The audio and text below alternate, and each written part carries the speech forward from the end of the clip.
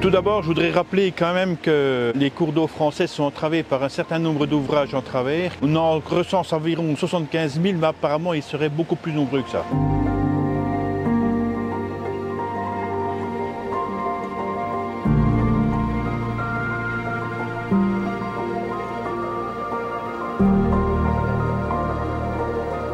Les effets négatifs sont nombreux, la remontée du poisson, et quelque part ça gêne la génétique des poissons. Ça c'est le premier effet. Le deuxième effet, on a un impact très négatif parce que l'eau se réchauffe. C'est des pertes d'eau aussi pour la rivière, des pertes de volume. Le problème de cette eau qui se réchauffe, c'est aussi le manque d'oxygène et qui permet aux algues de se développer.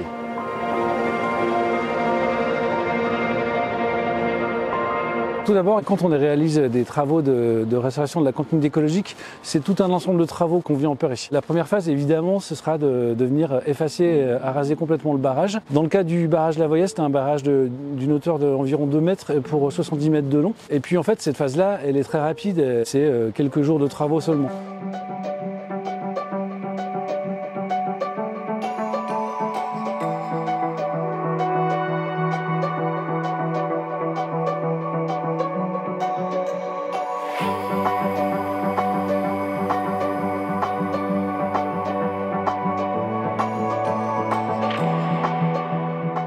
Ensuite, on va venir conforter les berges s'il y a des enjeux de bâti. On va aussi retravailler sur la replantation de ripisylve si on s'aperçoit qu'il y a des endroits où elle manque. Ensuite, on a un gros travail qui démarre, c'est celui de la restauration du lit mineur.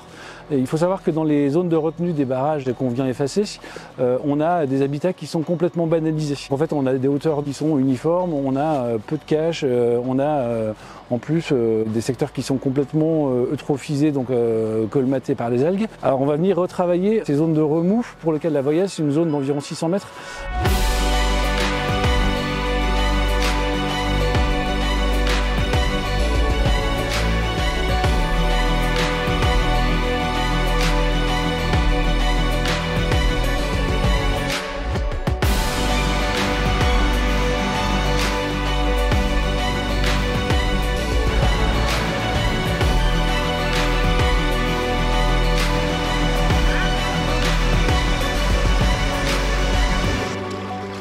On effectue des pêches électriques avant les travaux. Il peut y en avoir également pendant les travaux. Si on s'aperçoit qu'il y a des poissons qui sont bloqués à certains endroits, on n'hésite pas à renouveler les pêches électriques.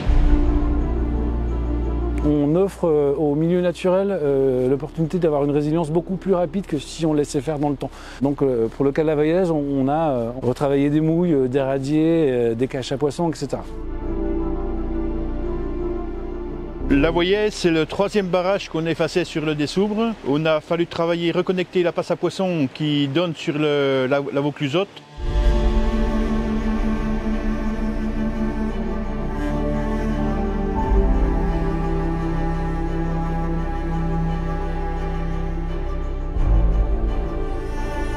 Ces travaux sont très encadrés, on peut les réaliser qu'à des périodes bien précises, quand les truites et les ombres ne feraient pas déjà, mais malgré tout, on doit utiliser des matériels appropriés et on ne fait pas ce qu'on veut. On ne fait pas ce qu'on veut parce qu'il y a des autorisations à demander et les résultats aujourd'hui ils sont là. Je pense qu'on est satisfait quand même des travaux qui ont été réalisés.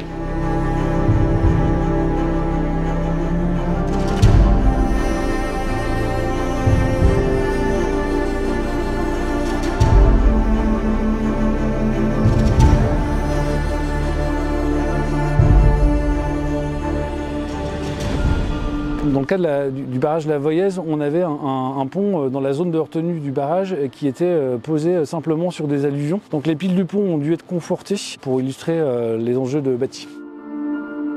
On avait affaire à un pont sur une voie communale et il fallait s'assurer de la stabilité du pont et c'était là des travaux à mener par rapport à cet effacement.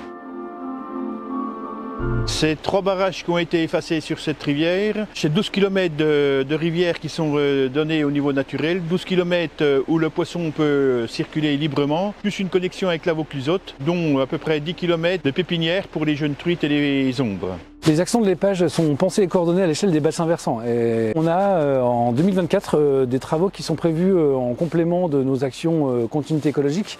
Il s'agira de la restauration des 12 km de la Revrotte qui est labellisée rivière sauvage. Et on aura aussi la restauration de deux petits affluents du Dessour, Maurice-Maison et Fleuret, pour environ 400 mètres linéaires chacun. Et puis on a par ailleurs deux études d'importance qui démarreront en 2024, qui sont une étude de préservation des ressources karstiques majeures, donc cette fois les ressources souterraines, et puis une étude prospective sur le changement climatique et l'adaptation du territoire, c'est-à-dire de tous les usages de l'eau, que ce soit l'eau potable, les besoins pour l'agriculture, les loisirs, sur l'ensemble du périmètre de l'épage.